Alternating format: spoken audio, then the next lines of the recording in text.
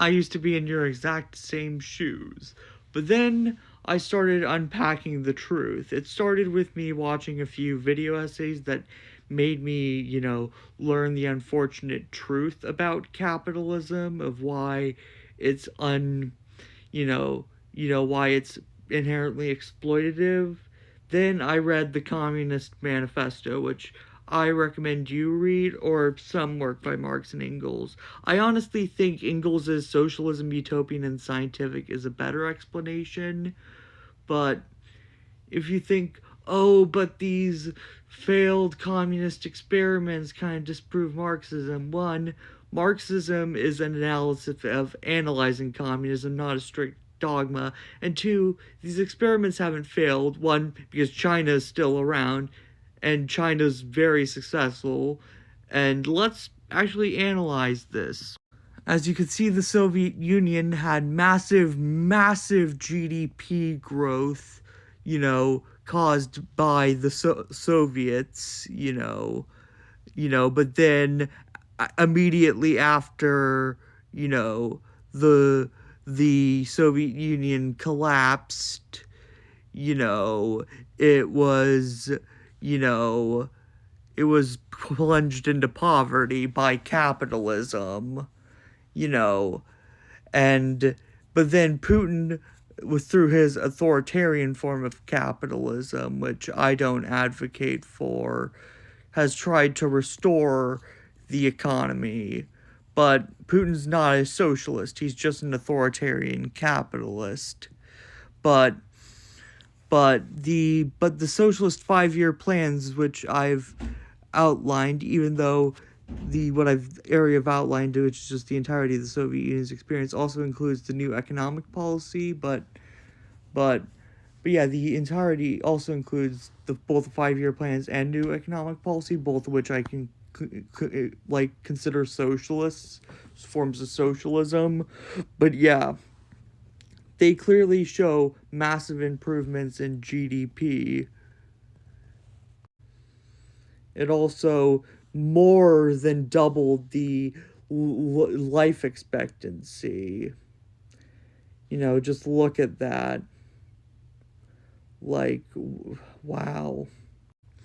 And also the massive improvements in literacy are also something to behold. So, yeah. That's also something to behold. So you have to consider that too. Now, there were bad things about the Soviet Union, like Stalin's purges, the mishandled famines, which people will often try to qualify the famines as genocides, which they were not. They were just naturally occurring famines that were mishandled. But yeah, but they were not genocides. Plenty of historians do argue they were not genocides. But yeah, but it's just heck, it's a debate whether or not they were genocides. And I'm personally in the camp that they were not genocides, as they were not intentional. They were naturally occurring famines that were the result of industrialization. But since they were not intentional, I don't think that they count as genocide. I could be wrong about that, but still. But due to the massive increases in quality of life that otherwise happen, I don't think that distracts from it, from the improvements in quality of life caused by the planned economy. Also, everyone loves to demonize the death rates of communism, but so if you ever hear someone say, well, socialism has killed 100 million in the 20th century, well, capitalism killed nearly 1 million Americans per year in America. Or the millions that are starving across the global south due to capitalist exploitation. Or like the millions that die due to lack of food, water, and all that. Like due to capitalism. Like these are deaths that people who support capitalism don't care about. Like they don't care about, while they demonize communism at the same time. But anyway, let's talk about China now, which is still around today and, you know, is actually a great success story. China saw a massive improvements in literacy rates, like massive improvements in literacy rates. Similar improvements in life expectancy. And since the reforms in the 1970s, which are not strictly free market, they are a blend of planning on the macro level and private firms on the micro level. So it's still very much socialism, like, because it's still very much a planned economy on the macro level. It's still very much a planned economy on the macro level. So, and it's still led to a massive increase in GDP. One which will lead to China taking over the United States by 2050. Both China and India will be the two largest economies by 2075, and I will yearn for that day where the West will finally be overtaken. Oh, how I yearn to see the fall of the West.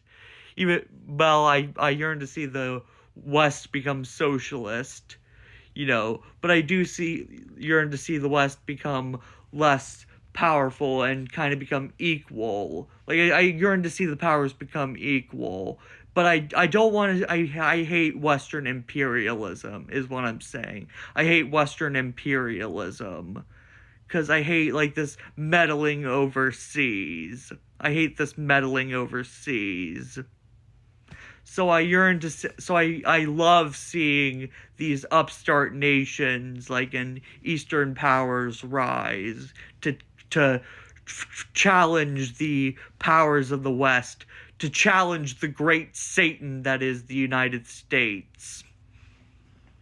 But the main reason why I'm against capitalism again is mostly because it exploits labor both in the global north, aka what most people call the first world, but that's kind of a dated term since that's a Cold War era term, since it kind of was used to define alliances between the powers. But I use the terms global north and global south since that's a more modern term. But global north, like the quote unquote developed countries, but yeah, the global north and the global south, both the global north and the global south are exploited by capitalism, but especially the global south. And any attempts to regulate it under capitalism will easily be undone under capitalism. Like, you can see the neoliberal policies of Reagan or Bill Clinton or especially recently Elon Musk and Doge. Even the Scandinavian countries that people love, like are implementing have and are implementing neoliberal policies. So, so the only way to challenge exploitation is to implement, a radical extreme policy to end it once and for all, and that is the state seizing power. It's also due to imperialism, which is also, as Lenin says, the ultimate stage of capitalism. So, so to fight imperialism, which is why capitalism is the ultimate reason why we go on all these wars overseas. So I think socialism will be the ultimate way for us to stop engaging in all these wars.